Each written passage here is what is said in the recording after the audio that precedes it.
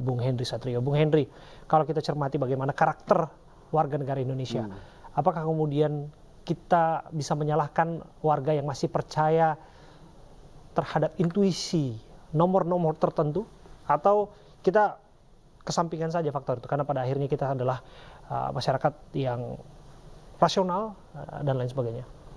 Ya, di Indonesia sayangnya masih banyak yang emosional ya, sehingga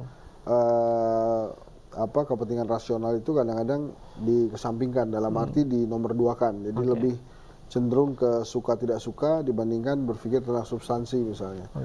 Jadi suka atau tidak suka ya selalu dilihat dari luarannya gitu ya. Misalnya Prabowo dinilai seorang kakek gemoy gitu ya, yang senang joget-joget dan lain-lain. Terus kemudian Mas Ganjar nih lebih dinilai sebagai orang yang asik-asik gitu ya, sangat mudah berkomunikasi, kemudian mudah juga bergaul. Sementara Mas Anies di luarannya terlihat seperti orang, bukan seperti ya, tapi dicitrakan sebagai orang yang cerdas.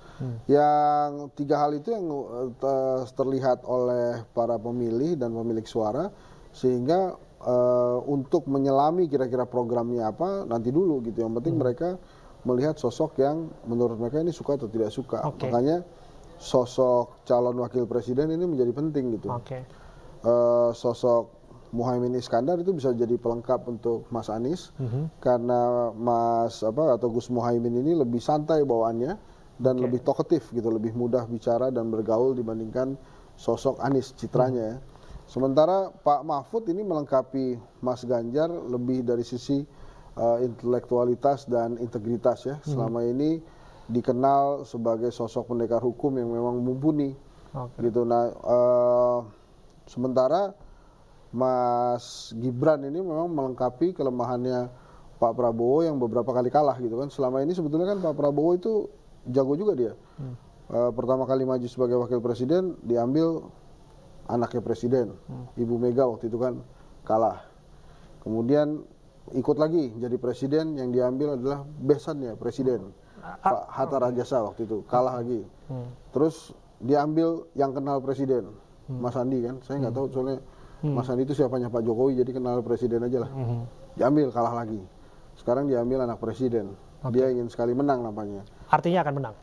Dia ingin sekali menang, belum tentu menang kan, rakyat harus memberikan pilihannya nanti. Karena Anda menyebutkan tadi mengenai karena faktor kekalahan itu kemudian diputuskan dan lain sebagainya. Tapi lepas dari itu, Bung Henry Satrio, kalau kita kemudian melihat bagaimana pesta demokrasi di kalangan elit, kan kita paham percakapan itu kan heated ataupun memanas gitu.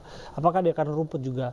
Ini kaitannya dengan memanas. Kalau Pak Ganjar tadi sebut mengenai drama-drama yang terjadi dalam Mahkamah Konstitusi, apakah itu menjadi perbincangan yang masih hangat dan menjadi penentu nanti dalam keterpilihan capres-cawapres? Oh ya, akan menjadi penentu bila kemudian dimanfaatkan oleh lawan-lawan politiknya gitu ya. Misalnya, seberapa besar ini bisa dikapitalisasi, atau sungguhnya kita masyarakat yang sudah let go and straightforward aja atau lihat ke depan saja? Ada beberapa yang begitu, tapi kan kalau misalnya kita lihat di netizen ya, beberapa hari ini muncul tagar yang trending beberapa waktu, kami muak gitu ya.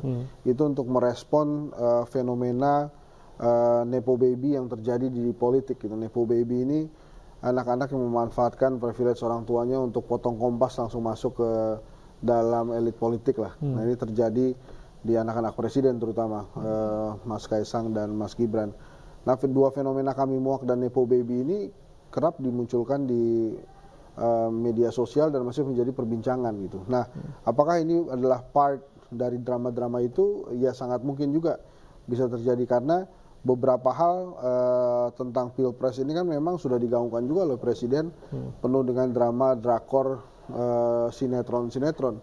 Jadi nampaknya presiden juga akan melihat hal ini akan banyak dramanya. Dan lagi pula Abraham, orang Indonesia ini kan sukanya sinetron, maka dalam perhelatan 75 hari kampanye ini, saya yakin akan banyak sinetron-sinetron yang muncul ke permukaan. Nah, ini nanti tinggal dilihat aja oleh masyarakat, mereka akan pilih yang mana. Drama itu akan kemudian dipolitisir sedemikian rupa. Kalau lihat Anda, menurut Anda akan seperti itu? Oh ya, akan seperti itu. Dan kelemahan dari media sosial kan sebetulnya bisa mendramatisir hal yang biasa-biasa aja menjadi luar biasa. Gini misalnya yang terjadi dengan Pak Prabowo itu dengan maksud itu joget-joget itu.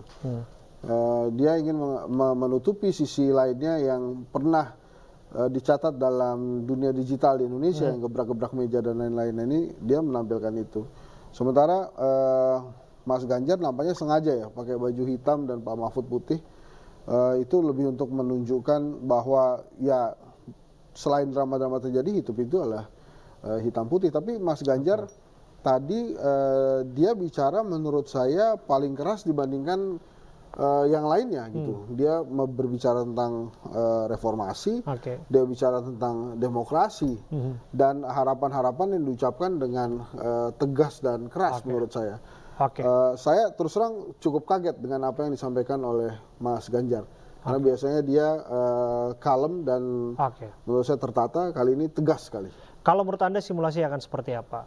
Sedikit banyak kan kampanye yang mulai digaungkan adalah satu putaran. Atau hanya sekali gelaran pencoblosan untuk pemilihan presiden. Apakah simulasi itu mungkin terjadi atau tetap saja di atas kertas kita kembali melihat dari berbagai survei yang dilakukan setidaknya akan terjadi 2 putaran? Ya, sampai hari ini belum ada yang 50% ya, termasuk surveinya Kedai Kopi itu justru Prabowo, Ganjar, Anies, angkanya itu adalah 36, dan 23,5. Gitu ya, Mas Anies memang tertinggal, tapi hari ini semuanya dari garis start gitu ya. Kalau tadi Abraham berkata simulasi,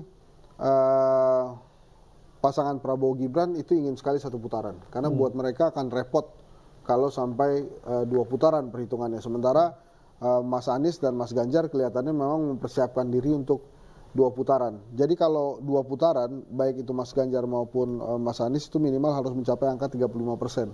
Sehingga kalau untuk Prabowo, kalau ada beberapa hasil survei yang mengatakan dia 40%, maka dia perlu 10% lagi. Dalam waktu 3 bulan ke depan, apakah bisa dia mencapai itu?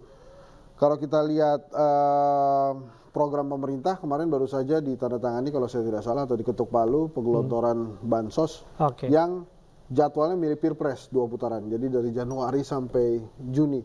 Itu kan sebetulnya bisa terlihat dari beberapa skenario tuh. Jadi artinya penguasa meyakini bahwa mereka sebetulnya sulit juga menang 1 putaran, makanya disiapkan 2 putaran. Kemudian nampaknya memang bersiap untuk merasa juga sulit juga untuk menang dan lain-lain. Tapi kalau dari bahasa-bahasanya memang Prabowo Gibran itu menginginkan 1 putaran. Karena akan sulit buat mereka menang bila kemudian mereka harus masuk ke putaran kedua, baik itu melawan Ganjar maupun melawan Anies. Tapi apapun itu, yang punya hak untuk memilih dan menentukan masa depan dari pemimpin Republik Indonesia adalah rakyat Indonesia, karena mereka punya saham terbesar di sana, dan kita akan lihat bagaimana gelaran konsentrasi ini akan kemudian ditunjukkan dan dilakukan, diimplementasikan pada tanggal 14 Februari mendatang. Terima kasih Bung Henry Satrio atas kehadiran Anda di studio ini. Bung Henry Satrio adalah seorang founder dari lembaga survei